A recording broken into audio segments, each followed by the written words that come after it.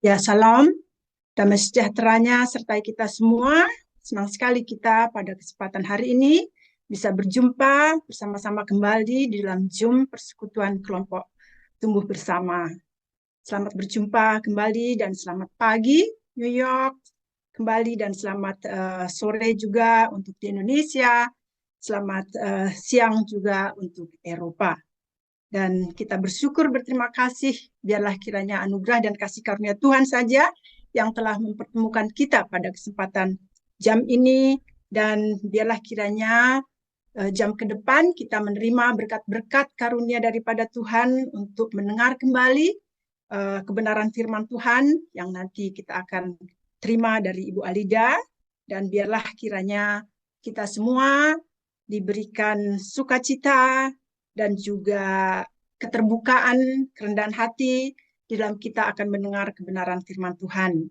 Biarlah kiranya jam ke depan ini Tuhan akan memimpin kita dan memberikan pertolongan kepada kita melalui Allah Bapa, Anaknya, dan Roh Kudus.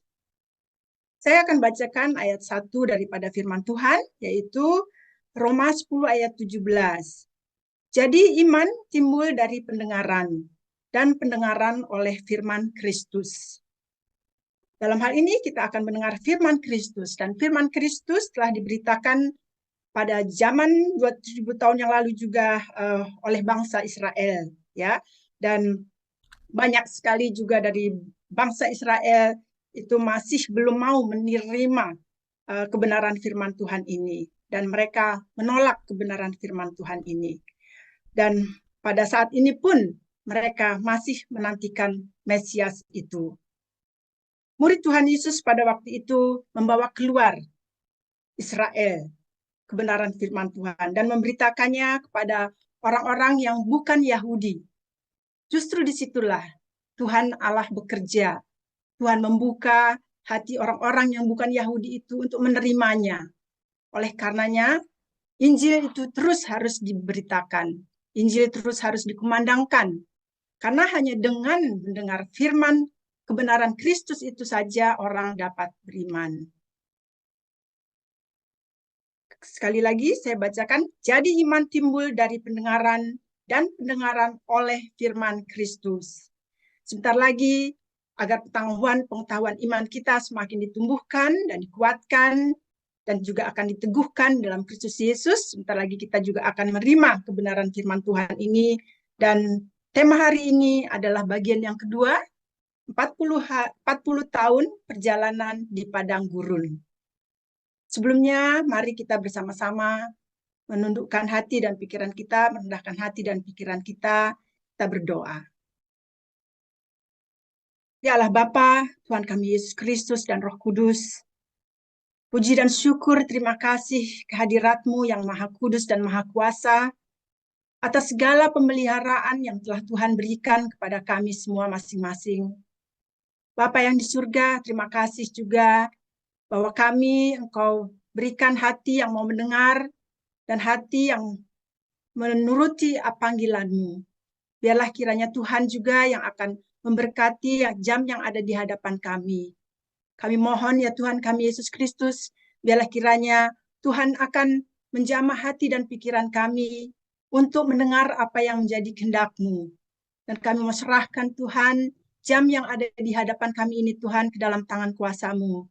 Kami mohon satu persatu dari yang hadir pada kesempatan hari ini juga Tuhan, kiranya Tuhan akan memberkati dan menjauhkan dari segala halangan rintangan, dan bagi yang masih juga dalam perjalanan untuk masuk ke dalam KTB ini juga Tuhan, kiranya Tuhan memberi kelancaran dan kemudahan dalam menghubungi Zoom ini.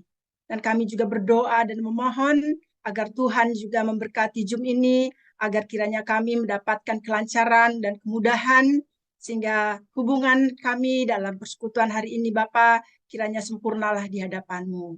Kami juga terlebih dahulu mohon ampuni akan segala dosa-dosa dan kesalahan kami Bapa, dan biarlah kiranya anugerah dan kasih karunia-Mu saja Tuhan yang telah mengampuni kami, dan kami berterima kasih.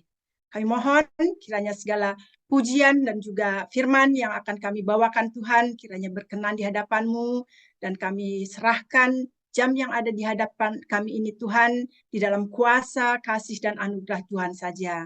Dalam nama Tuhan kami Yesus Kristus, kami ucap syukur, terima kasih, dan berdoa. Amin. Kita akan mendengarkan 2 pujian dari saudari kita Yanti Kran. Silahkan Yanti untuk membawakan pujiannya. Terima kasih Kuana. Mari kita satukan hati kita untuk memuji Tuhan dengan pujian Ku Tetap Setia.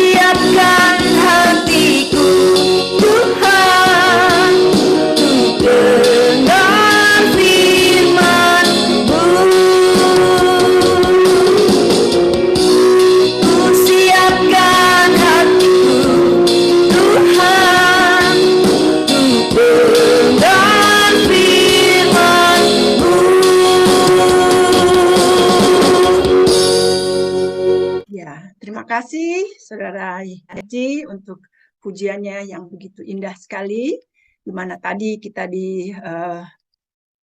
pujikan suatu pujian di mana kita harus tetap setia menanti akan janjinya, dan di dalam kita menanti janjinya kita akan terus melayani sesuai apa yang juga telah Tuhan karuniakan bagi kita.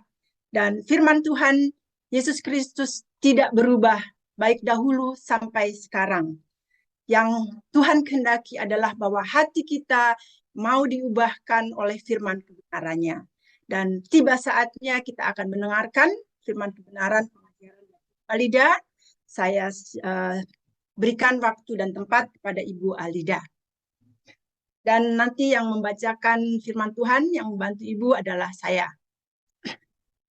Bapa yang di sorga, terima kasih Bapa atas segala kasih karunia-Mu Bapa, yang mana Engkau telah memberikan kami waktu berharga ini Bapa, untuk belajar firman Tuhan. Bapa, biarlah kiranya Bapa bukakan hati kami, telinga rohani kami, sehingga kami mengerti akan kehendak-Mu Bapa, dan kami bisa menjalani dalam kehidupan kami Bapa, dan menghasilkan buah dalam kehidupan kami. Dalam nama Tuhan Yesus kami berdoa, amin. Amin.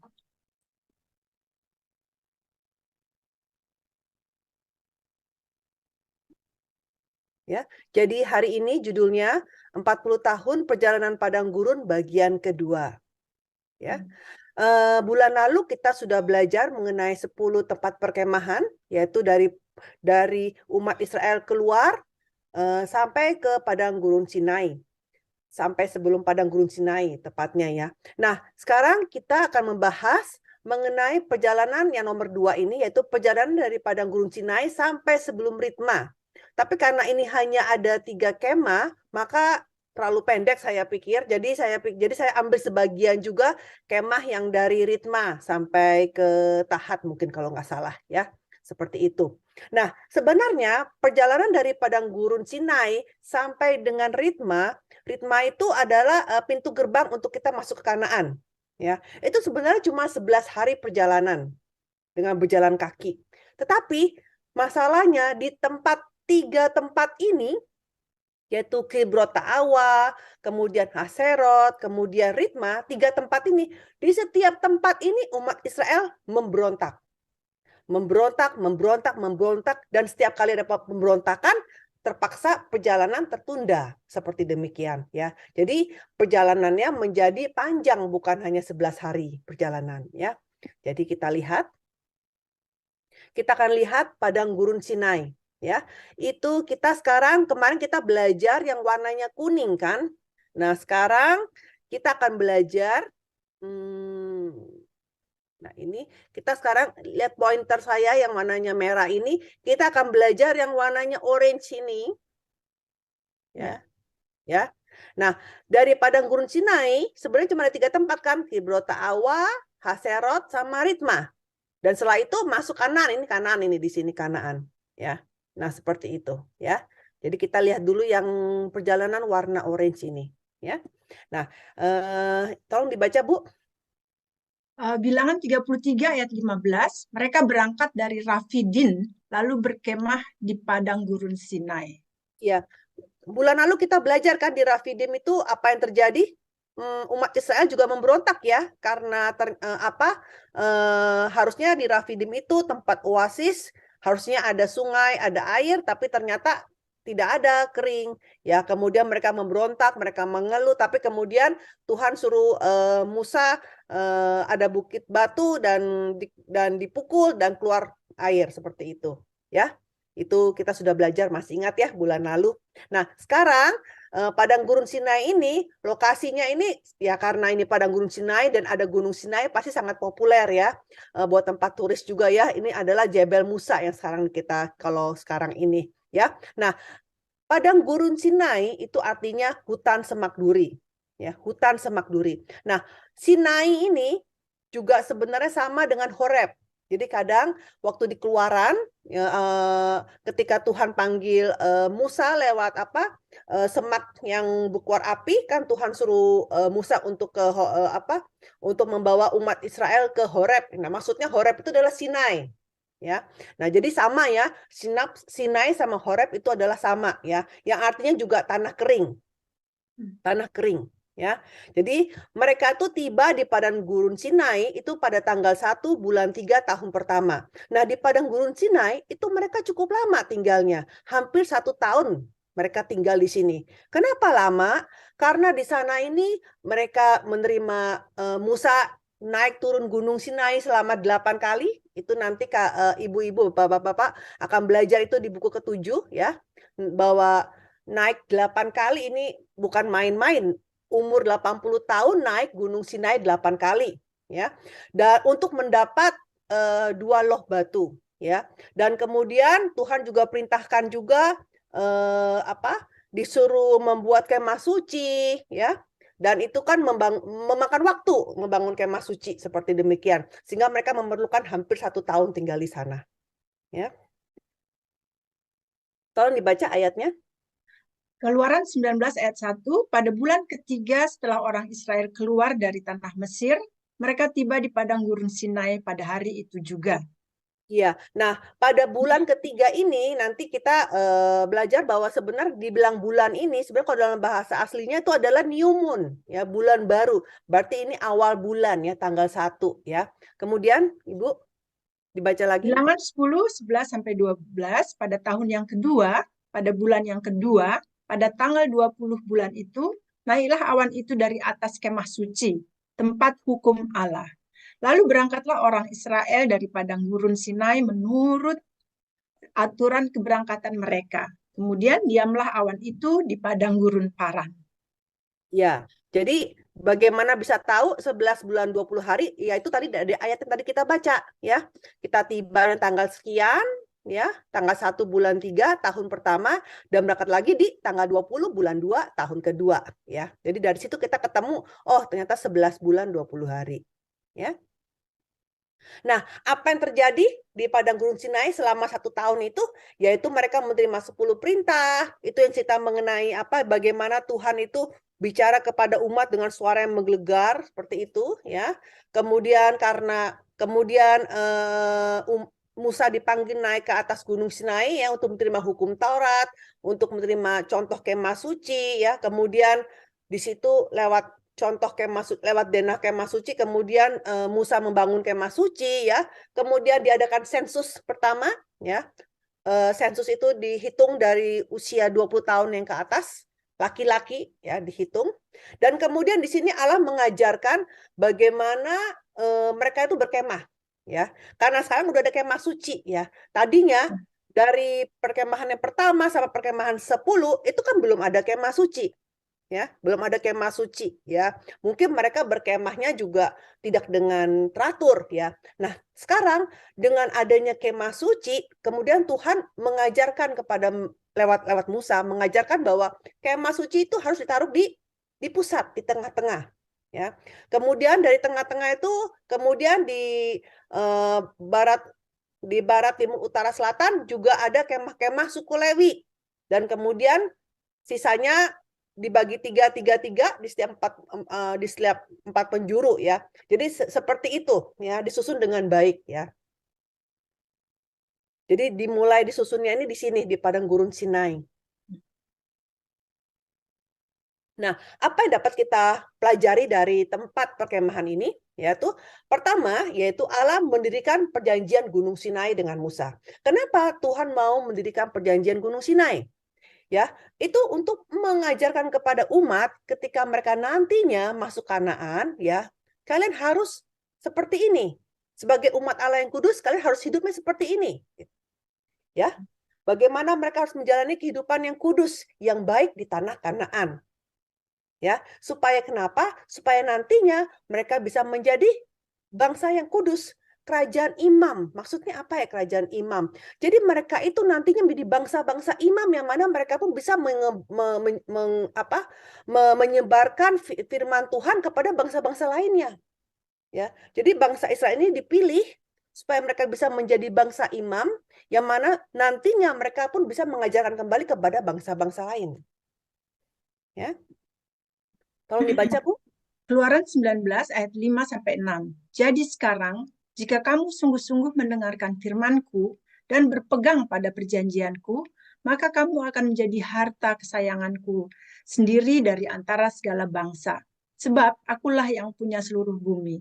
Kamu akan menjadi bagiku kerajaan imam dan bangsa yang kudus. Iya, begitu juga dengan kita hari ini. Ketika kita mau disayang-sayang sama Tuhan, ya kan? Kan kalau kita punya barang yang kita sangat sayangi, pasti kita simpan dengan baik-baik, kita jaga dengan baik-baik. Nah, seperti demikian kalau kita ingin Tuhan mau menjaga kita, maka kita pun juga harus berpegang pada perjanjian Tuhan. Kita pun harus taat kepada firman Tuhan sehingga Tuhan akan menjaga kita. Ya, seperti itu. Nah, kemudian Allah juga kasih contoh kemah suci, ya, terus dibangun kemah suci. Nah, kalau kita lihat kemah sucinya, nanti kita belajar lagi ya di buku-buku yang lain mengenai perabotan-perabotan kemah suci. Ternyata bahkan perabotan kemah suci itu pun semua menggambarkan Yesus Kristus. Menggambarkan Yesus Kristus ya. Jadi ini luar biasa dari ukuran-ukuran kemah suci, lalu perabotannya, sampai sendok-sendoknya, sampai lampunya, itu semua menyimbolkan Yesus Kristus. Ya, dan kalau kita lihat itu ada yang dibuat dari apa kain-kain yang mahal, kain ungu, kain biru, ya, kemudian dari emas, ya, kemudian dari batu permata. Itu semua dapat dari mana? Itu diperoleh ketika mereka keluar dari Mesir, kan? Mereka membawa harta banyak, kan? Dari mereka minta-minta dari orang-orang Mesir. Masih ingat ya? Masih ingat ya? Ketika mereka keluar, mereka membawa harta yang banyak, ya. Tuhan suruh mereka minta ketok-ketok pintu, semuanya dimintain sebagai upah mereka selama 400 tahun mereka bekerja sebagai budak, ya kan? Nah, itu semua harta-harta itu pun nanti kembalinya untuk kemah suci. Seperti demikian, ya. Nah, jadi setelah kemah suci itu selesai dibangun, kemudian Tuhan turun lewat ini, awan, menutupi kemah pertemuan, dan kemudian Allah itu turun, ya, memenuhi kemah suci, ya. Seperti kayak di zaman Salomo, ya, ketika bait suci Salomo itu selesai dibangun, kan, ada awan turun, ya, seperti demikian. Nah, tetapi ketika Tuhan itu sama Musa sedang mengadakan perjanjian Gunung Sinai, di atas Gunung Sinai, apa yang terjadi di kaki Gunung Sinai? Ternyata di kaki Gunung Sinai, kan Musa di sana 40 hari, kan? 40 hari berpuasa, ya, tidak makan, tidak minum. Ya, dia hanya pergi bersama Yosua, ya. Jadi kalau Yosua pun nungguin Musa di atas gunung, ya berarti Yosua kemungkinan juga pasti puasa juga, ya. Seperti demikian. Nah, ini Yosua abdi Musa itu yang nantinya Yosua yang akan jadi jenderal Yosua, nantinya pengganti Musa, ya. Jadi yang naik ke atas gunung itu hanya Musa dan Yosua yang selalu mengikuti Musa, ya. Nah, 40 hari. Biasanya Musa itu hanya naik turun gunung hanya pagi-pagi naik, sorenya sudah turun, ya. Karena malam nggak mungkin turun, karena kalau malam itu sangat gelap, dan kita tahu yang namanya Gunung Sinai itu gunungnya yang berbatu, ya, curam, ya. Jadi bahaya sekali kalau malam turun, gelap gulita, sehingga harus turun sorenya. Dan itu biasanya cuma sehari. Tapi kali ini Musa 40 hari. Sehingga orang-orang di bawah, jangan-jangan Musa mati, bukan? Mati nggak ya? Kok nggak turun-turun, ya? Sehingga umat-umat maju ke hadapan Harun, ya. Dan mereka minta, buatkan kami Allah yang baru, ya, untuk menuntun kami, ya. Dan Harun mendengarkan perkataan Israel, umat Israel, lalu membuat anak lembu, ya, anak lembu emas, ya. Nah, anak lembu ini kenapa ya? Kok anak lembu bukan binatang yang lain, ya? Karena anak lembu ini juga disembah di Mesir. Jadi mereka melihatnya di Mesir disembah gitu. Maka itu mereka meniru semua yang dari Mesir. Ya, terus mereka makan, minum, dan juga bersukaria seperti itu. Nah, Allah yang di atas gunung, dia mendengar, ya, bagaimana bangsa itu bersukaria, ya, mengelilingi anak lembu emas itu, ya. Dan waktu itu apa yang terjadi? Tuhan mau menghukum mereka semua, mau membinasakan mereka semua, ya. Jadi perbuatan mereka itu benar-benar perbuatan yang menyakiti hati Tuhan, ya. Kalau kita baca di 2 Samuel 2:36 dikatakan orang-orang yang dursila, mereka semuanya seperti duri yang dihampurkan. Jadi perbuatan mereka yang menyakiti hati Tuhan itu menusuk-nusuk hati Tuhan. Ya. Jadi maka itu padang gurun Sinai itu artinya hutan semak duri, ya. Jadi kita lihat di sini arti dari tempat perkemahan sama perbuatan orang itu sama. Ya. Jadi orang-orang yang di kaki Gunung Sinai kan di padang gurun Sinai kan kaki Gunung Sinai di padang gurunnya ya kan. Itu adalah seperti hutan semak duri. Ya, seperti hutan semak duri yang mana mereka menusuk-nusuk hati Allah. Ya, seperti duri. Nah, di sini ketika Tuhan melihat bagaimana mereka itu menyembah anak lembu emas, Tuhan mau membinasakan mereka semua. Ya. Dan waktu itu Musa tentunya sebagai wakil dari umat, dia tentu berusaha melunakkan hati Tuhan. Ya. Mau melunakkan hati Tuhan, aduh Tuhan jangan, ini kan umatmu, ini ingatlah sama perjanjian Abraham, Ishak, Yakub. Kami ini semua keturunan Abraham, Ishak, Yakub, seperti itu ya, melunakkan hati Tuhan.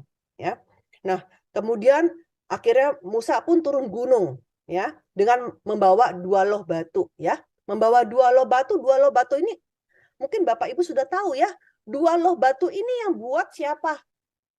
Ada yang tahu? Tuhan sendiri. Tuhan sendiri, ya. Jadi batunya bukan Musa yang menyiapkan batu, tapi Tuhan sendiri yang menyediakan 2 loh batu itu dan juga diisi 10 perintah. Nah, 2 loh batu itu bukan perintah 1-5 di 1-5 di loh yang satu, terus yang 6-10 di satunya lagi, tidak. Kalau kita membuat kalau kita bikin perjanjian, selalu ada 2 kopi kan? Satu buat pihak A, satu buat pihak B. Benar? Ya. Ya, begitu juga dengan Tuhan, ya. Ketika mengadakan perjanjian tertulis, ini kan kalau udah 2 loh batu ditulisnya itu berarti perjanjian tertulis kan? Berarti yang satu punya Tuhan, yang satu punya rakyat. Ya, tetapi tentu bukan yang satu terbang gitu ke langit gitu, tidak, tapi dua-duanya dibawa oleh Musa. Jadi dua-duanya ini adalah persis bolak-balik. Ini kopi, 2 kopi ya, jelas ya di sini ya. Tapi bayangkan, ini 2 loh batu yang ditulis oleh Tuhan yang sangat-sangat berharga. Tapi apa yang terjadi, Ibu? Tolong dibaca. Keluaran 32 ayat 19. Dan ketika ia dekat ke perkemahan itu dan melihat anak lembu dan melihat orang menari-nari, maka bangkitlah amarah Musa. Dilemparkannya lah kedua loh itu dari tangannya dan dipecahkannya pada kaki gunung itu.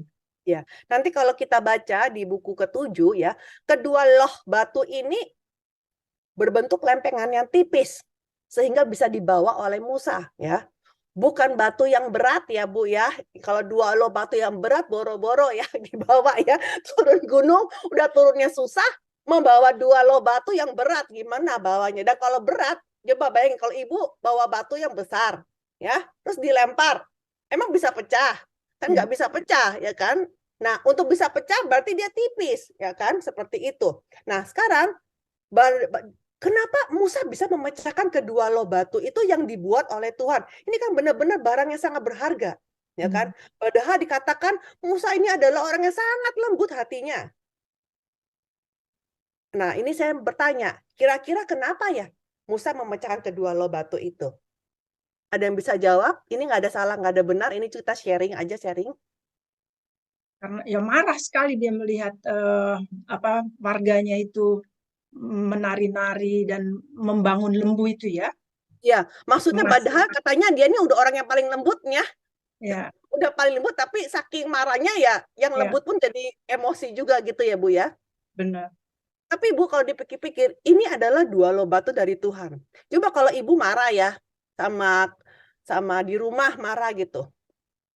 Apa kita mau buang TV kita, barang-barang yang berharga kita, batu, mungkin cincin berlian kita mau lemparkan? Atau kita lempar piring, lempar nggak begitu berharga gitu?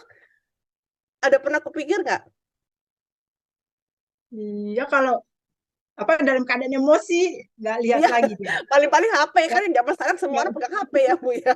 Jadi yang paling gampang dilempar mungkin dilempar. handphone ya kan, Ya, ya. ya kan. Tetapi coba kita pikirkan, sebenarnya Musa itu memecahkan kedua loh batu itu demi menyelamatkan umat Israel. Nah, jujur aja, sebelum saya belajar buku kedua ini, saya pikir sama dengan yang Ibu pikirkan, yaitu ini emosi, ya kan? Emosinya dipecahin. Padahal dua loh batu ini sangat berharga sekali karena ini dibuat oleh Tuhan, ya. Kalau kita begitu emosinya mau lempar barang, mau pecahin barang, ya, mungkin kita pilih-pilih ya barang apa yang nggak begitu berharga yang mau kita lemparkan, ya kan? Tapi kalau ini sangat dari Tuhan loh, dari Tuhan ini dua loh batu ini. Ya, seemosi-emosinya mungkin ya jangan sampailah punya ini dari Tuhan sendiri, ya kan seperti itu. Nah, kalau kita lihat prosesnya ini saya tambahin sedikit ya di pelajaran dari buku ke-7 ya, saya tambahin sedikit. Jadi ini tidak ada di buku ini, halaman ini tidak ada di buku kedua, ini adanya di buku ke-7 ya. Musa itu naik 8 kali ke atas Gunung Sinai. Ya. Jadi sebenarnya ketika Musa menerima dua loh batu itu, yang pertama itu sudah naik yang ke-6 kalinya. Musa sudah turun yang ke-6 kalinya. Nah, untuk bisa Tuhan memberikan dua loh batu itu, ada banyak proses, ya. Dari kenaikan yang pertama itu Tuhan suruh Musa naik.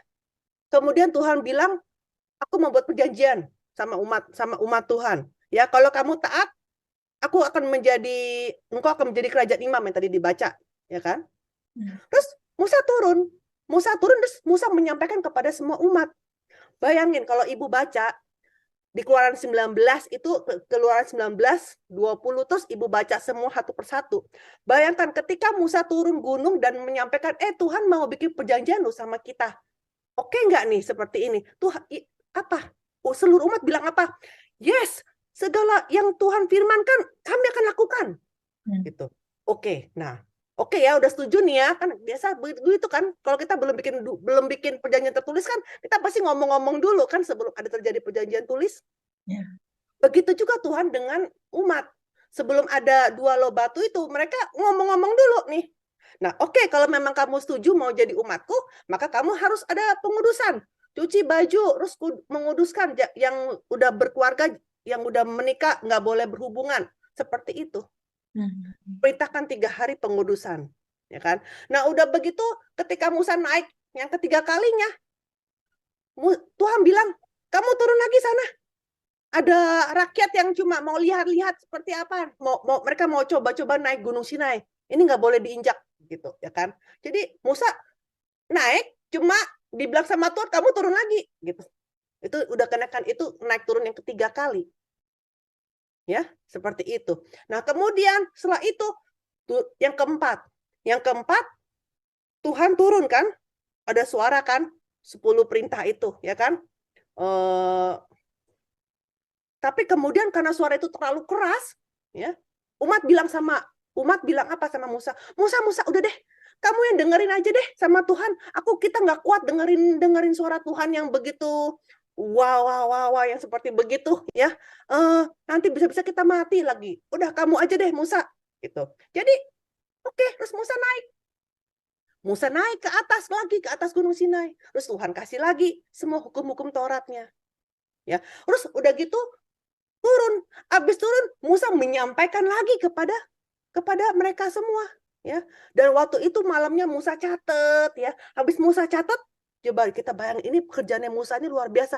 Udah naik turun gunung, udah capek sekali. Musa harus catat itu supaya tidak lupa, dicatat hukum Taurat itu semua. Udah gitu dibacakan lagi kepada semua umat. Ini kira-kira gimana, setuju nggak? Dan umat bilang, ya setuju. Ya, seperti itu. Ya. Nah, udah begitu, setelah setuju, ya kemudian diadakan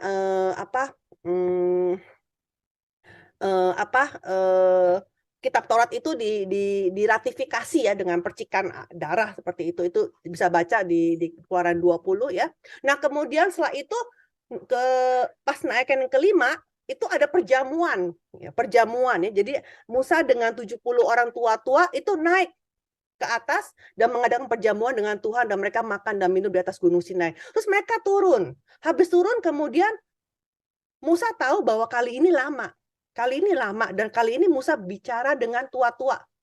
Aku naik lagi, tapi kalau ada apa-apa, ada masalah di sini, tolong selesaikan masalah ini. Jadi Musa sudah tahu bahwa kali ini nggak mungkin cuma sehari.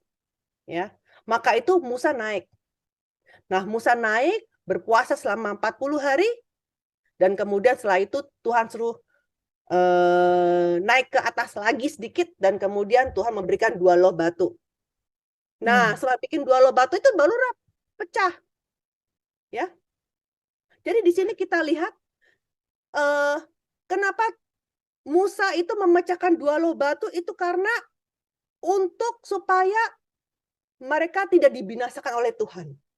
Ya, karena di dalam 10 perintah itu, jika mereka menyembah berhala, mereka akan dibinasakan.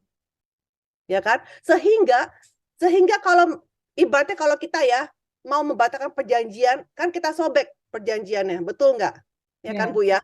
Kan perjanjian kita sobek, ya batallah perjanjian ini gitu. Jadi Musa itu melemparkan 2 loh batu itu untuk menyelamatkan umatnya. Seperti itu. Jadi bukan karena emosi. Ya dia emosi juga, tapi dia demi menyelamatkan umatnya, aku harus pecahkan 2 loh batu ini supaya kamu selamat. Itu yang saya baru belajar. Nah, setelah itu, yang ketujuh, Musa buru-buru naik lagi kepada Tuhan, naik lagi ke Gunung Sinai, dan dia di sana 40 hari doa perantara untuk Tuhan tolong, Tuhan tolong. Kalau gitu biarkan namaku dibuang di dalam kitab kehidupan, asal Tuhan selamatkan umat ini. Bayangkan, Musa sampai rela bilang apa? Tuhan, biarlah namaku dicoret di dalam kitab kehidupan. Demi bangsa ini selamat, bisa masuk Kanaan. Lihat hatinya Musa. Dia berdoa 40 hari ya untuk ininya. Dan setelah doa 40 hari, Tuhan bilang apa? Ya sudah, oke. Kalau gitu, kali ini kamu yang bikin 2 loh batu itu. Akhirnya Musa turun. Musa harus tempa itu bayangin, bikin 2 loh batu itu, bikin tipis itu kan nggak ada mesin zaman dulu kan. Berarti tuh Musa itu harus menempa. Inilah akibat dari dosa. Harusnya nggak usah susah-susah, tetapi karena dosa, maka kita menjadi susah sendiri. Ya kan? Yang tadinya sudah enak-enak dikasih sama Tuhan 2 loh batu. Tapi karena dosa, jadinya kamu yang bikin 2 loh batu itu capek-capek. Kita lihat Musa menempa, itu bikin 2 loh batu. Udah gitu yang ke-8 kalinya, Musa naik menggotong 2 loh itu. Baru situ Tuhan menulis dengan jarinya. Jadi yang disimpan di dalam tabut perjanjian itu adalah 2 loh batu yang kedua. Ya, ini buku ke-7. Ya. Tapi maksud saya intinya, lihat betapa hati Musa itu di padang gurun Sinai ini seperti ini. Ya, bayangkan tinggal 1 tahun ini banyak sekali peristiwa di dalam padang gurun di dalam Gunung Sinai, di padang gurun Sinai ini, ya. Nah, kemudian saya kembali lagi ketika Musa memecahkan 2 loh batu itu, ya kan? Kemudian Musa bilang apa? Tolong dibaca, Bu. Keluaran 32 ayat 26 sampai 28. Maka berdirilah Musa di pintu gerbang perkemahan itu serta berkata, siapa yang memihak kepada Tuhan, datanglah kepadaku. Lalu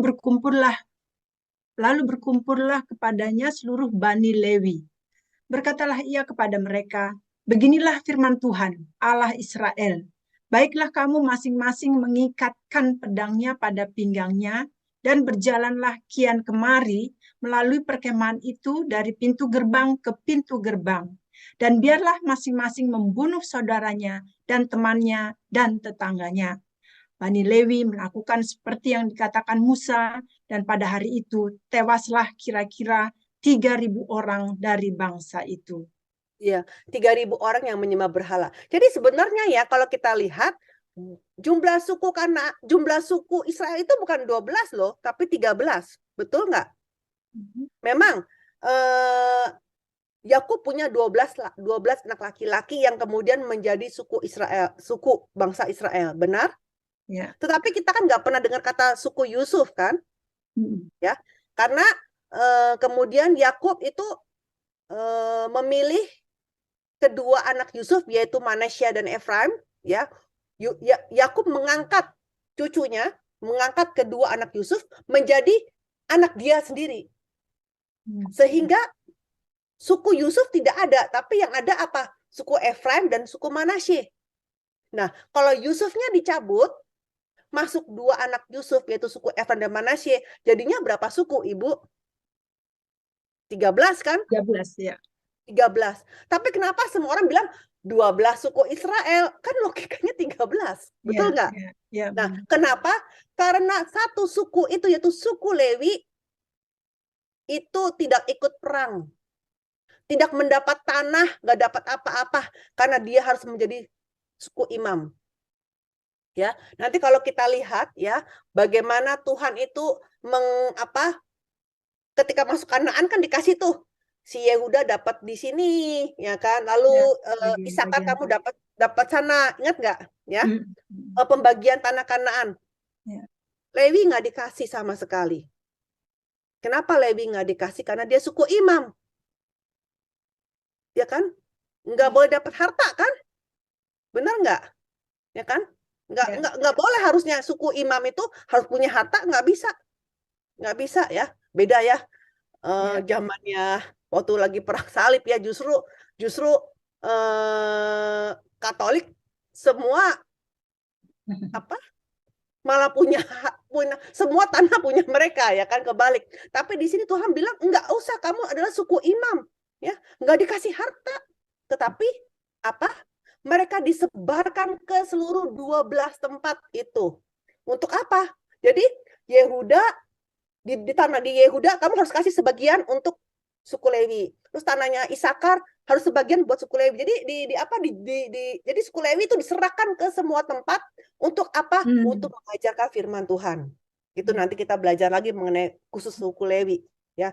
Jadi sejak ini suku Lewi ini nggak dihitung di dalam perang ya. Kalau perang tuh suku Lewi nggak pernah, selalu yang dihitung hanya 12 suku itu, 12 suku. Jadi suku Lewi itu dikeluarkan, dia menjadi suku imam, menjadi imam ya, yang hanya melayani, sibuknya hanya di kemah suci. Jadi di kemah suci itu yang bongkar pasang kemah suci, yang angkat-angkat, yang bersihin ya, yang memelihara kemah suci itu adalah semuanya tugas suku Lewi. Jelas ya di sini ya. Nah, maka dari mulai Keluaran 32 inilah, maka suku Lewi nggak ikut perang sama sekali. Hanya tugasnya hanya di di bait suci. Ya. Jadi di take out. Jadi kalau suku Yusuf di take out, kemudian suku Lewi juga di take out, sehingga totalnya tetap 12. Ya. Ya. Nah, jadi itu tadi saya udah ulangin lagi ya. Karena perbuatan suku Lewi yang dia bisa berdiri di sisi Musa, maka suku Lewi menjadi suku imam dan tidak dihitung di dalam sensus. Jadi mereka tidak pernah ikut perang. Ya. Nah, kemudian setelah itu diadakanlah sensus yang berumur 20 tahun ke atas dan jumlahnya ada 603.550. 603.550 orang. Ya. Kemudian dari padang gurun Sinai, setelah semuanya dihitung sensus, kemudian mereka berangkat. Mereka berangkat sampai di Kibrot Ta'awa. Tapi sebelum sampai di Kibrot Ta'awa, ada yang namanya peristiwa Tabera di sini. Ya. Nah, kita lihat kalau Kibrot Ta'awa ini kalau zaman sekarang dinamanya Wadi Murah. Ya. Nah, apa yang terjadi di Tabera ini? Ya. Di sini Tabera artinya membakar. Ya. Jadi ada umat yang dibakar oleh Tuhan, ya. Jadi Allah itu murka sama umat Israel yang bersungut-sungut tentang nasib mereka, ya. Sehingga api Tuhan turun dan membakar tepi perkemahan. Ya. Nah, apa itu tepi? Tepi artinya kases, yang artinya mereka keluar dari barisan, tertinggal di belakang. Ini adalah orang-orang yang tidak ingin melanjutkan perjalanan dan bersungut-sungut di belakang. Ya, tolong dibaca, Bu. Bilangan 11 ayat 1-3.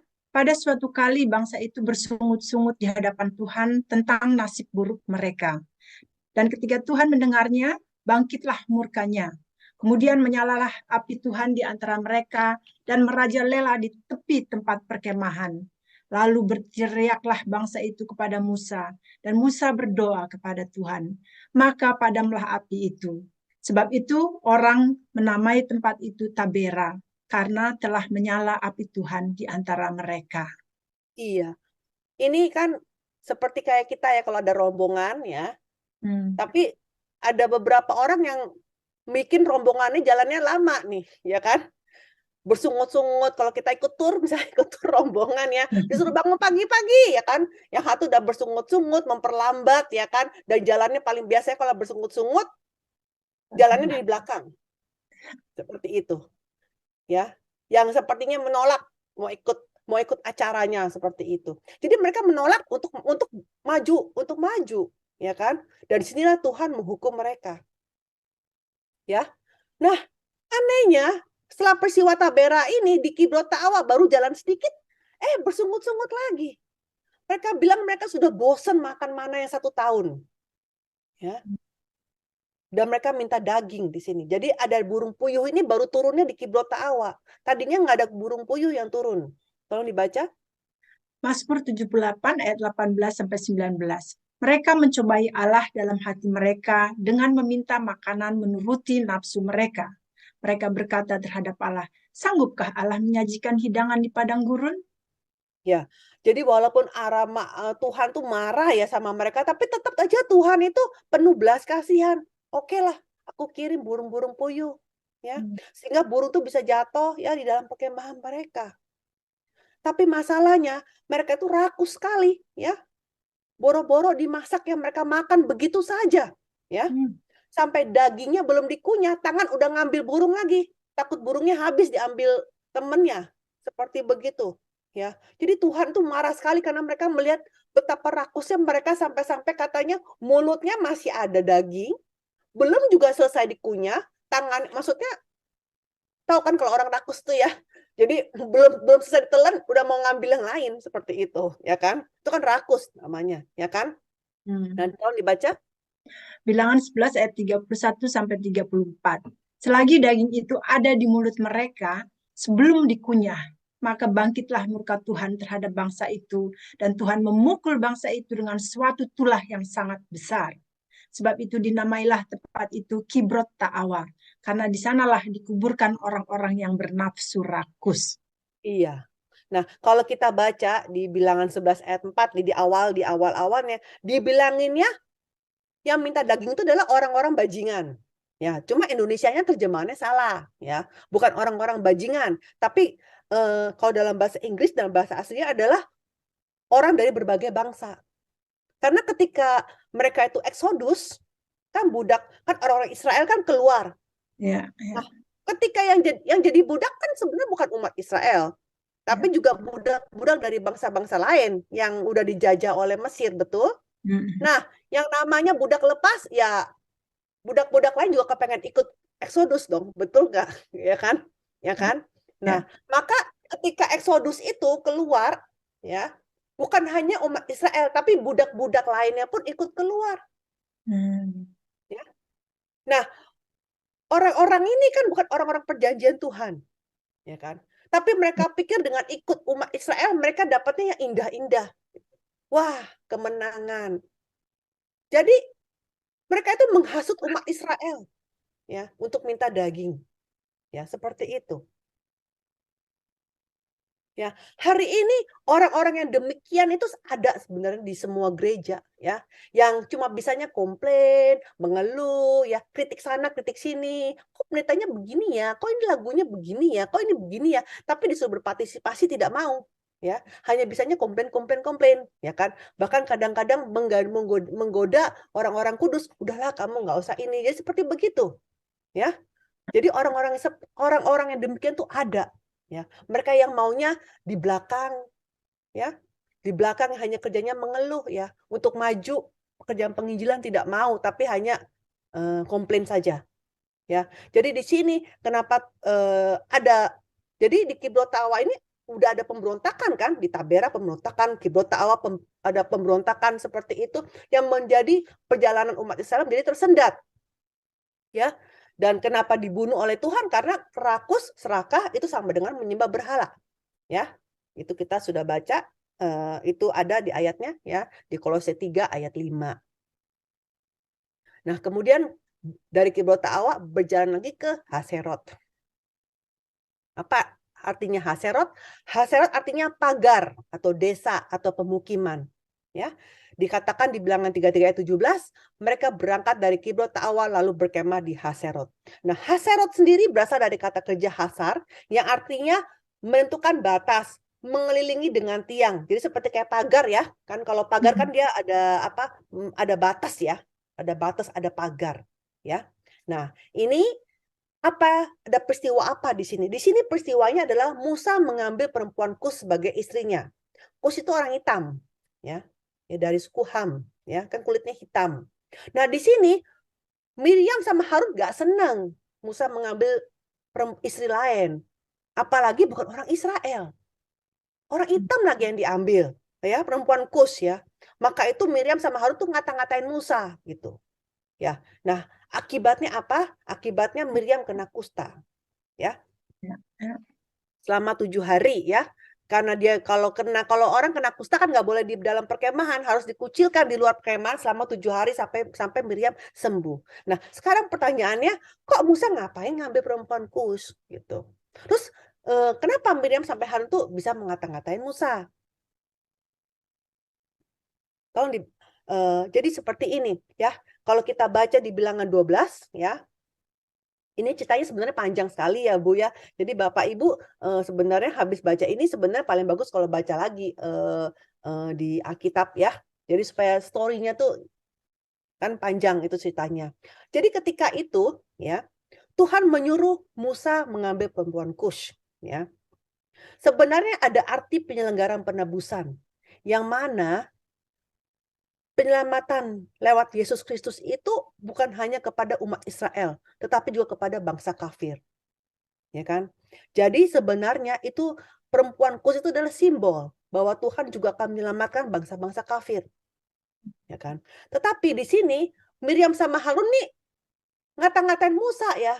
Coba bayangin kalau kita punya saudara udah jadi ini statusnya tinggi, kemudian ngambil perempuan lagi gitu loh. Padahal udah menikah, itu bayangin ya. Mungkin sebagai Miriam sama Harun dia pasti ngata-ngatain, lu ngapain ngambil lagi perempuan? Bukan orang hitam lagi, bukan orang Israel lagi. Emangnya Tuhan bicara sama kamu? Tuhan juga bicara sama aku kok. Jadi Miriam sama Harun tuh merasa bahwa sebenarnya kita setara. Kamu apa sih Musa? Kamu tuh cuma adik kita gitu. Seperti itu. Nah, karena Miriam sama Harun tuh bagaimanapun kan kalau posisi di secara ininya kan Musa itu kan adiknya yang paling kecil ya kan. Miriam sama Harun itu adalah kakak Musa semuanya, sehingga dia merasa waktu mereka bicara menegur Musa ini bukan sebagai Musa itu adalah nabinya, tapi adalah adik gitu ya. Seperti itu posisinya kan, menegur Musa ya karena seperti kamu nih adik, bagaimanapun kamu adikku begitu kan ya kan. Padahal ya ini tadi saya lihat baca ya di Keluaran 4 ayat 16 dibilangin apa, Musa itu menjadi seperti Allah loh. Jadi posisi itu Musa tuh tinggi sekali. Tuhan mengangkat Musa sebagai Allah bagi Firaun dan juga bagi mereka semua ya. Juga di Keluaran 7 ayat 1 juga dibilang, lihat aku mengangkat engkau ini maksudnya Musa, sebagai Allah bagi Firaun dan juga bagi Harun, abangmu akan menjadi nabimu. Jadi di sini posisi itu Musa tuh tinggi seperti Allah. Dia wakil Allah ya. Tapi di sini Miriam sama Harun mengata-ngatain Musa ya. Dia tidak melihat posisi Musa yang seperti Allah, tapi ya mungkin seperti adiknya seperti itu. Maka ketika itu Tuhan panggil, kalian bertiga ke sini. Kemudian Tuhan marahin Miriam sama Harun, ya. Tuhan menjelaskan, posisi kalian tuh beda. Saya kalau sama Musa itu pakai wahyu langsung, berkata-kata secara langsung, berhadapan muka dengan muka. Tapi kalian, ya, si Harun sama Miriam itu kan hanya nabi, posisinya hanya di bawah Musa, ya. Kepada kamu aku nggak berkata langsung. Aku hanya bicara kamu lewat wahyu yang tidak langsung, lewat mimpi. Ya, seperti itu. Ya kan? Jadi di sini Tuhan menjelaskan kepada Miriam sama Harun bahwa kalian itu adalah membantu Musa. Bukan setingkat sama Musa. Ya. Ya. Nah, jadi Musa ini, jadi Harun dan Miriam ini mereka itu sudah keluar pagar. Ya. Kamu tuh punya pagar, ya. Kekuasaan kamu, otoritas kamu tuh hanya di sini, di pagar. Kamu jangan keluar dari pagar. Kamu jangan melanggar otoritas. Kamu tuh bawahannya Musa. Jadi di situ. Tolong dibaca. Bilangan 22 ayat 6-8, lalu berfirmanlah ia, dengarlah firmanku ini, jika di antara kamu ada seorang nabi, maka aku, Tuhan, menyatakan diriku kepadanya dalam penglihatan. Aku berbicara dengan dia dalam mimpi. Bukan demikian hambaku Musa, seorang yang setia dalam segenap rumahku. Berhadap-hadapan aku berbicara dengan dia, terus terang, bukan dengan teka-teki, dan ia memandang rupa Tuhan. Mengapa kamu tidak takut mengatai hambaku Musa? Ya, jadi maksudnya urusannya Tuhan ya. Tuhan mau nyuruh si Musa menikah dengan perempuan kos, itu urusannya Tuhan, ya kan? Maksudnya Miriam sama Harun nggak usah ikut campur seperti itu, ya. Karena kamu tidak tahu kehendak Tuhan tuh apa. Penyelenggaraan Tuhan tuh jauh, ya. Bukan hanya seperti ini. Ya. Jadi karena itulah kemudian mereka buru-buru minta ampun, tapi Miriam tetap kena tulah kusta, dan sehingga terhentilah selama 7 hari. Ya, kita lihat ya bagaimana akrabnya Allah dengan Musa ya. Di Ulangan 34 ayat 10 saya baca, seperti Musa yang dikenal Tuhan dengan berhadapan muka, tidak ada lagi nabi yang bangkit di antara orang Israel. Tuhan berbicara kepada Musa dengan berhadapan muka seperti seorang berbicara kepada temannya. Ya, berarti segitu akrabnya, hanya bicara seperti temannya, seperti itu. Nah, sama hari ini pelajaran buat kita apa? Kita pun juga sama. Kita manusia yang berdosa. Kita nggak boleh melanggar pagar yang sudah diberikan oleh Tuhan. Ya, kita ini nggak bisa menjadi perantara bagi Allah dengan manusia. Kenapa? Karena Yesus yang tanpa dosa, dia adalah satu-satunya perantara kita. Jadi manusia lain tidak bisa menjadi perantara. Ya, tapi kadang-kadang kita merasa diri kita hebat ya, sehingga kita bisa menghakimi orang lain ya, dan kita jadi melangkah keluar pagar. Ya. Nah, orang yang demikian itu pasti akan menerima penghakiman dari Tuhan. Kemudian dari Haserot terus sampai ke Ritma ya. Ya. Jadi mereka berangkat dari Haserot lalu berkemah di Ritma. Tapi di bilangan 12 dibilangin apa? Berangkatlah mereka dari Haserot dan berkemah di padang gurun Paran. Jadi ini juga sama ya. Ritma tempatnya, padang gurun Paran itu lokasinya padang gurun Paran di sini. Ya. Nah, kalau lihat nggak gambar di sini Ritma nomor 14. Sebelahnya ini Kades nomor 32. Ya. Jadi sebenarnya Ritma sama Kades ini satu tempat. Ya, Ritma sama Kades ini satu tempat. Kenapa satu tempat? Karena perkemahannya umat Israel itu yang 2 juta orang, itu ternyata perkemahan itu sepanjang 8 km. Bisa bayangin nggak panjangnya 8 km? Sebegitu besarnya. Ya. Mereka 8 km jaraknya. Ya. Jadi karena 8 km dan ini kan Ritma ke Kades dekat. Sehingga mereka punya kemah ya juga sampai di Kades ini. Ini sama. Jadi lokasinya sama. Ya. Jadi lokasi ke-14 dan lokasi ke-32 itu sama. Apa yang terjadi di Ritma? Kita lihat. Ya. Kita lihat di sini Musa mengirimkan 12 pengintai. Nah, kita lihat di sini, ini kan tadi Ritma nomor 14, juga Kades. Ini semua adalah Kanaan. Dan 12 pengintai mengintai ke kanan selama 40 hari ini di jalur yang warna hijau. Mereka mengintai di sini warna hijau. Terus seluruh Kanaan, jadi bukan yang mengintai cuma ngintainya cuma di sini-sini aja gitu, enggak ya. Mereka bukan ngintai cuma di sini-sini aja ya. Saya juga tadi pikir cuma di sini-sini aja nih mengintai. Saya tidak tahu, setelah saya belajar buku kedua saya baru tahu, waduh ternyata 40 hari itu mereka mengintainya bukan cuma di sini-sini aja, tapi ternyata mereka mengintai seluruh tanah Kanaan. Ya, kemudian mereka berbalik. Pantesan mengintainya selama 40 hari. Ya. Nah, tetapi masalahnya kan 12 pengintai. 12 pengintai itu dipilih dari satu suku, satu orang wakil. Jadi ada 12. Nah, dari 12 ini, ya, kecuali Yosua dan Galeb, 10 orangnya bilang apa ketika pulang? Memang tanahnya Kanan tuh sangat subur. Nih kita aja bawa apa? Bawa anggur aja buah-buahnya raksasa semua, ya kan? Jadi benar-benar tanah ini sangat subur. Tetapi dia bilang, yang tinggal di sini nih suku enak. Badannya gede-gede ya. Raksasa semua. Wah, kalau kita masuk ke sini mah kita seperti belalang. Jadi makanan mereka. Jadi mereka tuh ketakutan. Ya. Dan karena itu saya setelah dengar, raksasa yang tinggal di sana. Wah, nggak mau masuk, nggak mau masuk. Mereka nggak mau masuk. Ya, jadi mereka ribut sendiri di dalam perkemahan. Nah, Tuhan marah sekali. Kok disuruh masuk Kanaan, tanah perjanjian, kenapa kamu nggak mau masuk? Ya kan, di sini Tuhan marah. Ya, ya. Kenapa? Karena sebenarnya Tuhan bilang kok sama mereka, kamu nggak usah perang, yang perang aku aja. Ya. Nah, karena mereka itu tidak mau, mereka menolak untuk masuk, maka Tuhan hukum mereka. Oke, selama 1 hari dihitung 1 tahun, maka kamu harus tinggal di padang gurun selama 40 tahun. Ya, dibaca Bu.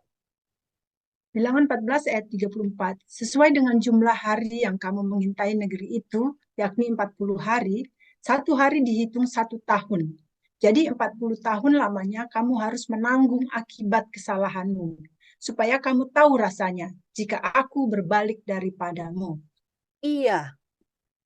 Nah, sebenarnya kita lihat pelajaran hari ini. Sebenarnya apakah Tuhan suruh mereka mengintai? Ada berpikir nggak? Ini sebenarnya 12 pengintai ini disuruh Tuhan apa memang apa? Nggak, dulunya Bapak Ibu ada pikir ini apa perintah Tuhan apa tidak? Kalau kita tadinya saya pikir ini perintah Tuhan, jujur aja waktu saya sebelum baca buku ini. Tapi ternyata Tuhan nggak pernah merintahkan mereka untuk mengintai. Hanya bilang, kamu masuk. Nanti ada lebah tabuhan yang akan nolong. Maksudnya, kamu masuk aja. Biar Tuhan yang berperang. Ya, Tuhan yang berperang. Tapi mereka ragu-ragu. Yang benar, masa tinggal masuk begitu aja. Udahlah. Jadi ceritanya nih, pakai hikmat mereka sendiri yang seakan-akan pintar, dengan tanda kutip mereka merasa diri mereka pintar. Tuhan gimana kalau bukan masa masuk begitu aja? Ya sebaiknya kita intai dulu dong gitu kan. Masa kita langsung masuk begitu aja? Dan Tuhan tahu hati mereka. Oke, ini mau mengintai ya silakan mengintai. Seperti itu. Ya, jadi mereka sebenarnya nggak percaya masa kita bisa begitu gampang masuk ke Kanaan. Ya sudahlah, kita mau, karena mereka nggak percaya dan mereka minta. Mereka mau mengintai dulu, ya Tuhan kasih. Tolong dibaca. Ulangan 1 ayat 21 sampai 22. Ketahuilah, Tuhan Allahmu telah menyerahkan negeri itu kepadamu. Majulah, dudukilah, seperti yang difirmankan kepadamu oleh Tuhan, Allah nenek moyangmu. Janganlah takut dan janganlah patah hati. Lalu kamu sekalian mendekati aku dan berkata, marilah kita menyuruh beberapa orang mendahului kita untuk menyelidiki negeri itu bagi kita dan membawa kabar kepada kita tentang jalan yang akan kita lalui dan tentang kota-kota yang akan kita datangi. Ya. Nah, kata marilah kita menyuruh dalam bahasa aslinya ini artinya waktu mereka datang menghadap Musa, hati mereka udah keras. Udah memutus dalam hati, apapun jawaban Musa kita harus kirim pengintai. Seperti itu. Pernah nggak kita pernah nggak kita ini seperti demikian? Kadang-kadang kita mau minta sesuatu atau minta izin sesuatu, misalnya kepada siapa? Misalkan kepada suami atau kepada orang tua waktu kita masih kecil ya, kita minta orang tua. Pah, Mah, aku mau ini boleh nggak? Misalkan gitu kan. Tetapi sebenarnya hati kita udah keras nih. Bodoh amat. Nggak boleh pun aku tetap mau gitu. Ya kan? Ya, aku pernah jujur aja mengalami itu. ya. Ya kan? Kita ngomongnya sih cuma ngomong boleh nggak. Tapi kan cuma ngomong doang boleh nggak. Tapi ujung-ujungnya kita kepengen. Sudah ada siasat. Iya gitu loh. Seandainya orang tua kita bilang A, B, C, kita ada jawabannya D, E, F gitu kan. Ujung-ujungnya pokoknya hati ini udah keras, pokoknya mau ini, begitu kan. Nah, sebenarnya umat Israel itu seperti kita loh sebenarnya. Ini gampang sekali ya. Jadi sebenarnya ketika mereka datang itu ya, mereka seperti itu dengan memakai hikmatnya mereka sendiri. Nah, tetapi dengan mereka lewat mereka mengintai, mereka jadi takut sendiri. Ya. Mereka dan Tuhan lihat, oh, dan Tuhan sudah tahu hati mereka. Oh, hatimu sudah kepengen mengintai, sudah itu, maka Tuhan bilang ya sudah sana. Ya. Go ahead, ya kan? Kamu mau mengintai ya mengintai saja silakan gitu kan. Jadi yang harusnya bisa masuk sekarang tertunda juga loh 40 hari karena untuk waktu mengintai. Seperti itu. Ya kan? Nah, akhirnya apa? Ya kan? Nah, akhirnya Musa ya, oke lah. Musa juga bukan Tuhan kan? Musa bilang, oke, ya sudah. Kalau begitu aku putuskan 12 orang, ya. 12 orang dan dikirim. Ya. Ya, seperti itu. Jadi di ayat 25 saya bacakan, maka mereka mengambil buah-buahan negeri itu dan membawa kepada kita. Pula mereka membawa kabar kepada kita demikian. Negeri yang diberikan Tuhan Allah kita kepada kita itu baik. Ya. Tapi kamu tidak mau berjalan ke sana. Kamu menentang titah Tuhan Allahmu. Jadi udah tahu baik tapi tetap menolak. Ya. Mereka membantah, nggak mau masuk karena gara-gara ketakutan ada raksasa. Mereka malah mau minta kembali ke Mesir. Seperti itu. Ya. Nah, kemudian, wah ini ayatnya cukup panjang. Tolong dibaca, Bu. Kamu menggerutu di dalam kemahmu serta berkata, karena Tuhan membenci kita, maka ia membawa kita keluar dari tanah Mesir untuk menyerahkan kita ke dalam tangan orang Amori supaya dimusnahkan. Kemanakah pula kita maju? Saudara-saudara kita telah membuat hati kita tawar dengan mengatakan orang-orang itu lebih besar dan lebih tinggi daripada kita. Kota-kota di sana besar dan kubu-kubunya sampai ke langit. Lagi pula kami melihat orang-orang enak di sana. Ketika itu aku berkata kepadamu, janganlah gemetar, janganlah takut kepada mereka. Tuhan Allahmu yang berjalan di depanmu, dialah yang akan berperang untukmu, sama seperti yang dilakukannya bagimu di Mesir di depan matamu. Iya, jelas ya di sini ya. Ya. Ya, jadi karena itulah Allah menghukum 40 tahun mereka mengembara di padang gurun. Nah, jadi kan mereka ini kurang lebih mereka sudah 1 tahun di sini, ya kan? Jadi 40 tahun hitungnya dari mana? Apakah dari ritma itu 40 tahun? Bukan, tidak. 40 tahun itu total dihitung dari mereka pertama kali Ramses, dari tempat perkemahan pertama. Tuhan juga baik ya, ngitung 40 tahunnya bukan dari ritma, ya kan? Tapi dihitungnya total semua perjalanan padang gurun, ya. Sehingga sebenarnya warna merah ini warna merah, garis merah ini puter-puter ke sini, ke sini, ke sini, tung terus ke sini. Warna merah ini 38 tahun. Ya. Bayangkan 38 tahun cuma diubek-ubek sini sampai setelah di tahun ke-38 ketemu di tempat yang lama lagi di ritma. Seperti itu. Ya. Jadi selama 38 tahun mereka berkemah sebanyak 18 kali sampai akhirnya 38 tahun kemudian rambut mereka ya sudah pada ubanan semua ya, udah pada ya kan 38 tahun ya kan. Jadi udah tua ya. Jadi Musa juga sudah tua ya di sini dan sangat terharu pasti sampai ke sini selama 38 tahun ya. Ya. Nah, dari nama tempat ini ternyata di setiap tempat nama ini mengandung arti apa? Mengandung arti bagaimana? Karena Kadesnya artinya kudus ya, nomor 32 kudus. Bagaimana dari ritma terus mereka putar ke 18 tempat ini semuanya pelatihan Tuhan supaya kita bisa menjadi kudus sampai di lokasi Kades ini. Jadi luar biasa sekali ya. Ternyata tempat-tempat perkemahan itu cocok banget sama kehidupan umat berhidup kehidupan bergereja hari ini.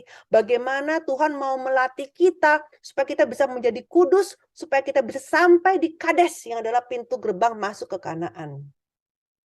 Ya, lewat apa? lewat yang warna merah ini, apa yang Tuhan lakukan? Dia mau merendahkan hati kita, dia mau menguji kita, dan dia membiarkan kita kelaparan. Ya, supaya apa? Supaya kita bisa bersandar hanya kepada Tuhan saja.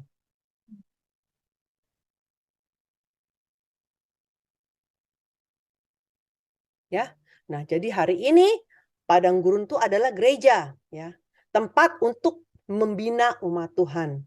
Ya, jadi Diaken Stefanus sebelum matinya, dia berkata bahwa 40 tahun kehidupan umat Israel di padang gurun adalah sebagai sidang jemaah, yaitu bergereja di padang gurun. Jadi hari ini kita setiap minggu datang ke gereja, itu untuk apa? Untuk dilatih, supaya kita bisa masuk ke gerbang pintu sorga, sampai di Kades. Amin. Nah, hari ini saya rasa sampai sini dulu, sampai di ritma. Memang ternyata cuma 3, tadi saya pikir saya udah siapin berikutnya, tapi panjang juga. Ternyata 3 ini udah 1 jam lebih. Jadi kita tutup sampai di sini dulu, ya. Kita tutup. Bapa yang di surga, kami hendak mengucapkan syukur Bapa atas segala kasih karunia-Mu ya Bapa, yang mana Engkau telah mengajarkan kami 3 tempat perkemahan umat Israel dan beserta artinya.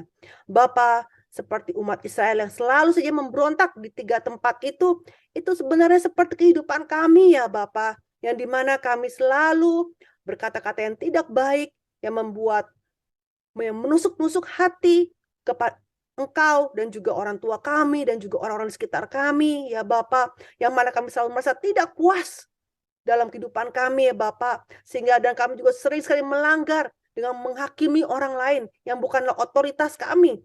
Penghakiman adalah otoritas Tuhan Bapak, tapi kami sering sekali melanggar dari pagar, kami keluar dari pagar kehidupan kami ini Bapak. Bapak, tolong Bapak, kami ingin taat kepada perintah Bapak, tapi tubuh kami ini Bapak sering sekali Bapak tidak taat. Bapak, kiranya Kau berikanlah kami kasih karunia untuk kami bisa menaati seluruh perintah-Mu ini Bapak, untuk kami bisa menjalani kehidupan yang kudus Bapak di bumi ini. Kami berdoa dan bersyukur ya Bapak dalam nama Tuhan Yesus. Amin. Ya, terima kasih banyak Ibu Alida. Sungguh luar biasa apa yang kita pelajari pada kesempatan hari ini. Gambaran di mana padang gurun yang dilalui, yang kita juga pada masa hidup kita saat ini, kita tentu mengalami. Dan ya, saya pribadi juga bisa berkaca dengan sikap-sikap daripada suku-suku bangsa Israel ini yang ada di mana pemberontakan dan rasa ketidakpuasan itu sering juga kita mengalami sampai hari ini, baik itu dalam kita hidup berkeluarga, tapi juga hidup dalam gerejawi. Biarlah kiranya juga dengan apa yang kita pelajari kali ini, kita boleh bertobat dan kita boleh merendahkan hati kita, dan kita ya lebih pasrah akan jalan Tuhan yang ditentukan bagi kita. Dan biarlah kiranya firman Tuhan pada sore hari ini menguatkan kita semua. Baik, kalau begitu kita akan masuk kepada tema berikutnya.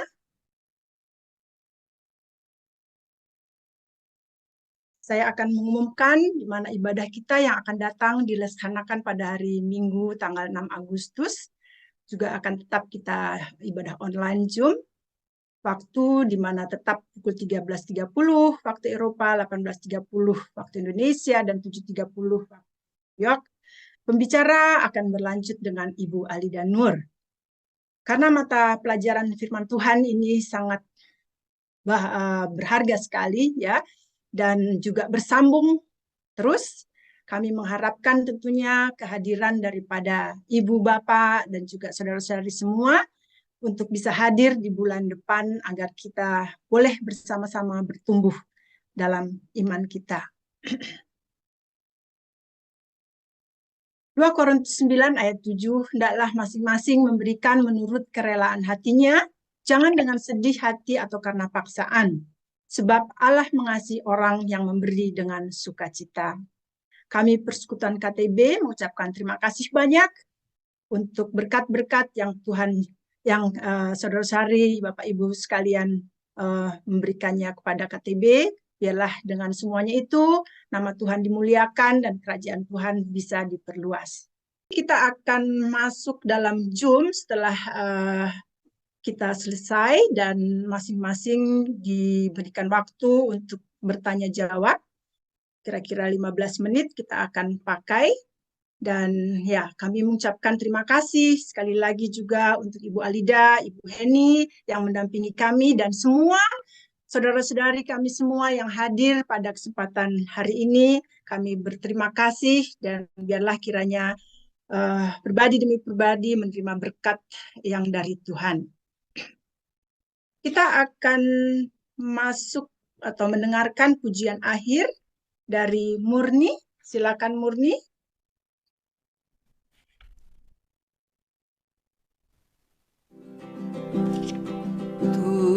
Tuhan lebih dulu melayani kepadaku, melayani lebih sungguh.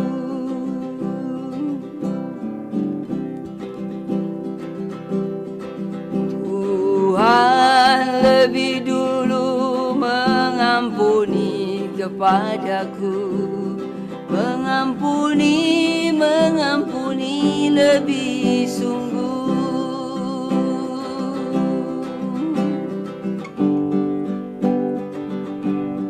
Maukah kau jadi roti yang terpecah bagiku? Maukah kau jadi anggur yang tercurah bagiku? Maukah kau jadi saksi memberitakan Injilku, melayani lebih sungguh.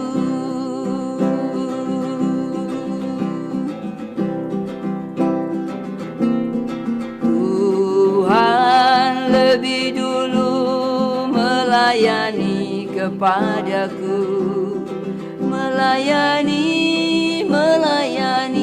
lebih sungguh.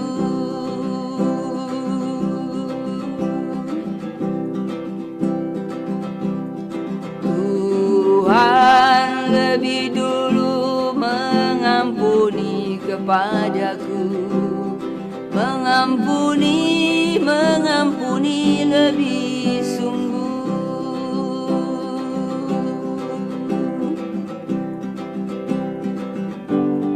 Aku mau jadi roti yang terpecah bagimu. Aku mau jadi anggur yang tercurah bagimu. Aku mau jadi saksi memberitakan Injilmu, melayani lebih sungguh.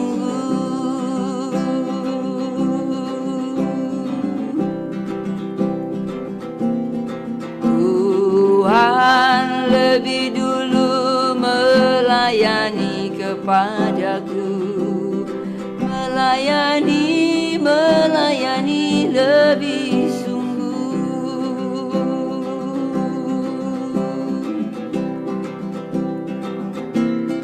Tuhan lebih dulu mengampuni kepadaku, mengampuni lebih sungguh.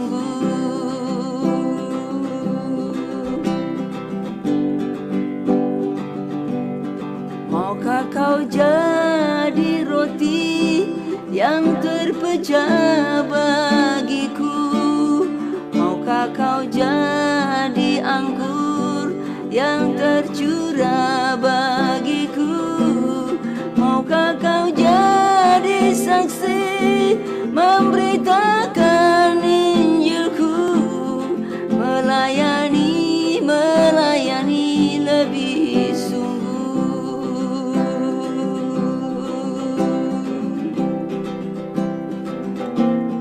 Tuhan lebih dulu melayani kepadaku, melayani lebih sungguh.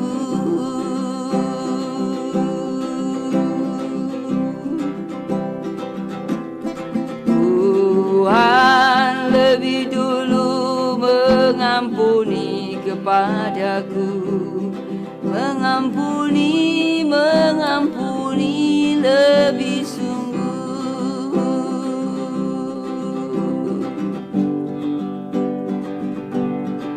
Aku mau jadi roti yang terpecah bagimu, aku mau jadi anggur yang tercurah bagimu, aku mau jadi saksi memberitakan Injilmu, melayani, melayani lebih sungguh.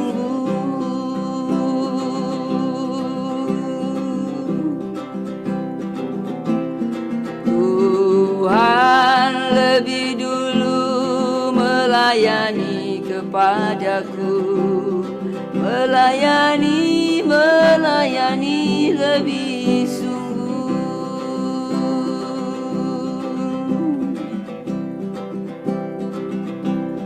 Tuhan lebih dulu mengampuni kepadaku, mengampuni, mengampuni lebih sungguh.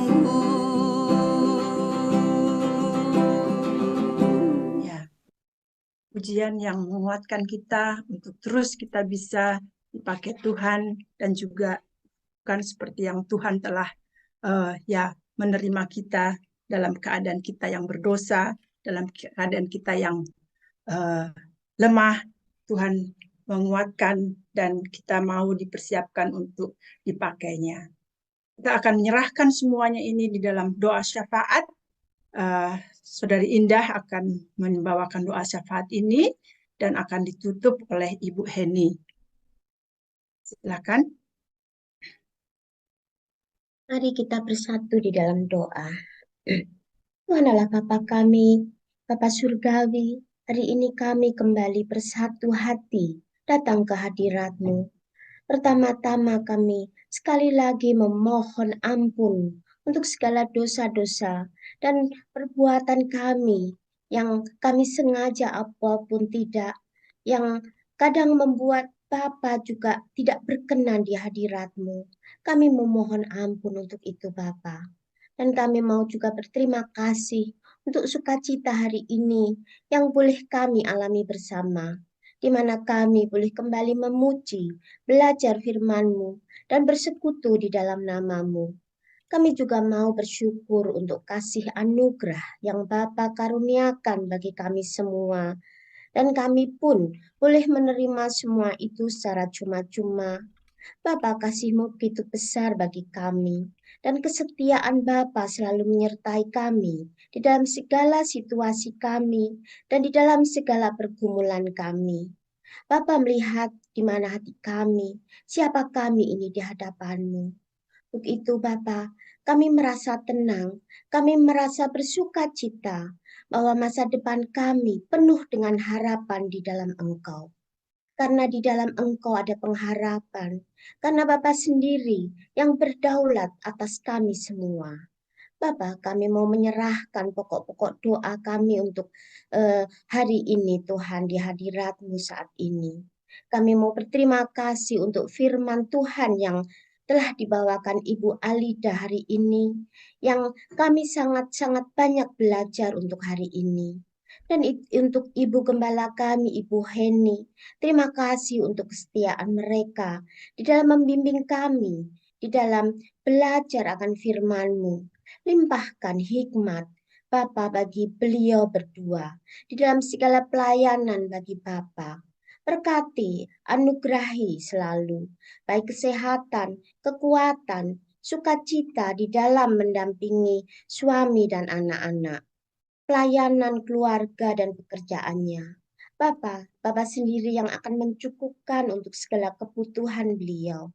Terima kasih Bapa telah memberikan kedua ibu gembala ini untuk kami.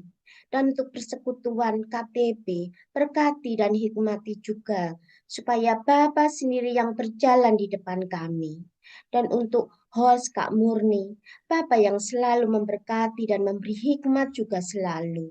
Dan yang hari ini juga yang melayani, Mbak Yanti, Mbak Kuana, Kak Murni, berkati mereka selalu.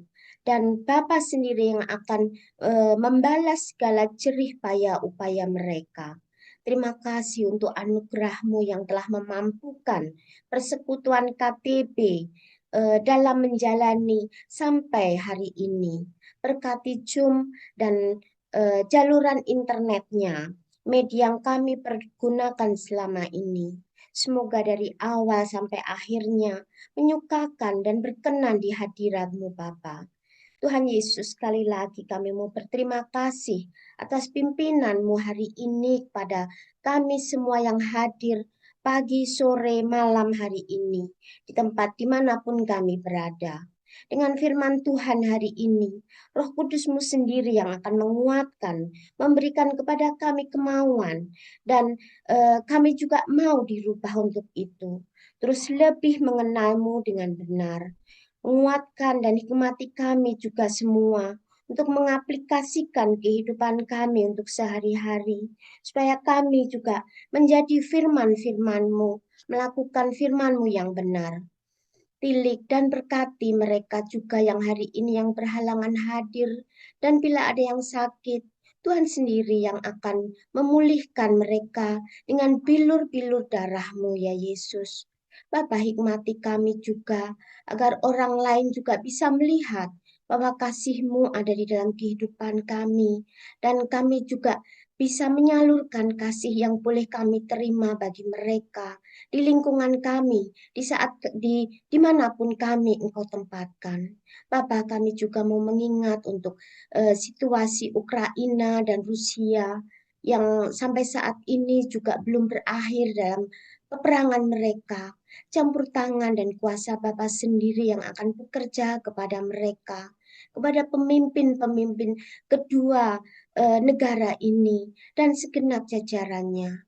Teguhkan dan hibur anak-anak-Mu yang di sana, yang dalam pelarian atau dalam pengejaran. Bukakan jalan bagi mereka di sana yang terus menyebarkan firman untuk kebenaran-Mu, agar banyak-banyak jiwa yang walaupun di dalam situasi seperti ini, mereka dapat membuka hati mereka bagi-Mu. Roh Kudus-Mu sendiri yang berkarya kepada mereka untuk kedua negara ini. Tuhan Yesus, terima kasih di mana kami boleh menyerahkan pokok beban doa kami ini di bawah kayu salib-Mu. Dan doa-doa ini semua hanya kami panjatkan di atas nama segala nama, Tuhan kami Yesus Kristus, Juru Selamat kami yang hidup. Terima kasih Tuhan Yesus. Di dalam nama-Mu kami sudah berdoa. Amin.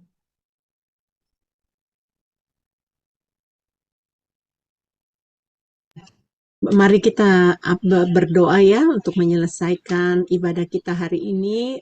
Kita juga sudah belajar firman Tuhan dari buku Sejarah Penebusan 2. Saya percaya setiap kita menerima berkat dan mari kita satukan hati. Bapa Surgawi, kami datang kepadamu, kami mengucap syukur bahwa Engkau sungguh baik dalam persekutuan KTB ini. Bapa, Engkau menyampaikan firman-Mu kepada kami semua yang ada di sini. Terima kasih untuk pelajaran-pelajaran firman yang cukup mendalam ya Bapa, yang membawa kami lebih mengerti isi Alkitab lebih luas, lebih dalam. Dan kami mengucap syukur kalau Ibu Alida Engkau kirimkan di tengah-tengah kami ya Bapa.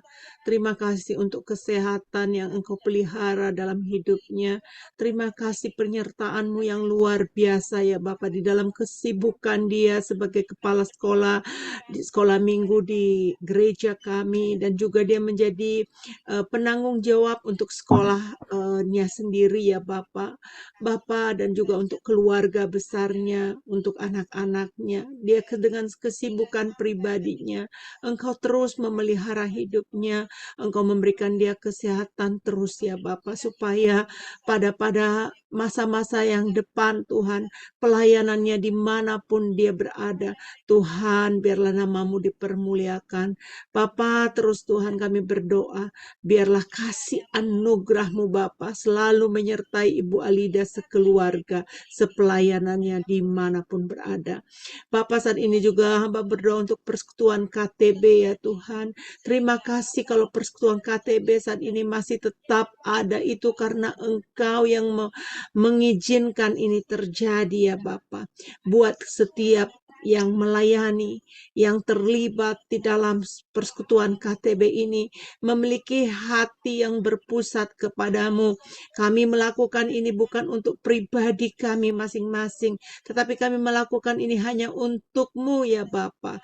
Bapa, hamba berdoa biarlah setiap yang melayani di KTB Tuhan, Engkau memberkati mereka dengan hati yang murni, hati yang diperbarui, hati yang haus akan belajar firman Tuhan, hati yang mau bertumbuh di dalam Engkau, hati yang rela dibentuk ya Bapa. Tuhan, agar kami bisa berkemenangan dari dalam Tuhan, sehingga kami bisa memancarkan kemenangan di luar, supaya orang bisa melihat melalui persekutuan KTB ini ada kemuliaan Tuhan yang terjadi. Bapak, sebentar kami akan berpisah satu dengan yang lain. Sebelum kami masuk acara session tanya jawab, kami mau menerima berkat yang dari Engkau. Biarlah Bapa, Engkau sendiri yang memberkati setiap hati kami dalam kehidupan kami. Saudara-saudaraku, Allah Bapa yang maha kasih, yang maha mulia, yang maha penyayang, Allah yang mengerti akan keberadaan kita. Dia sendiri akan memberkati hidup kita. Mari kita menerima berkat yang dari Tuhan, bahwa Tuhan akan memberikan kasih setianya senantiasa kepada kita. Dia akan menyinari kemuliaannya di dalam setiap kehidupan kita. Tuhan akan membantu kita untuk menjadi pelaku-pelaku firman. Tuhan juga yang akan mengiring kita, memampukan kita mengatasi seluruh polemik kehidupan kita. Dan Tuhan akan mengirimkan pasukan malaikatnya melindungi kita di dalam kita mengalami ujian-ujian kehidupan kita. Kami bersyukur ya Bapa, Engkau memberikan kami berkat ini, dan kami percaya bahwa Tuhan yang memberkati kami, yang menjadikan kami menjadi pelaku firman dari sekarang sampai selama-lamanya. Amin.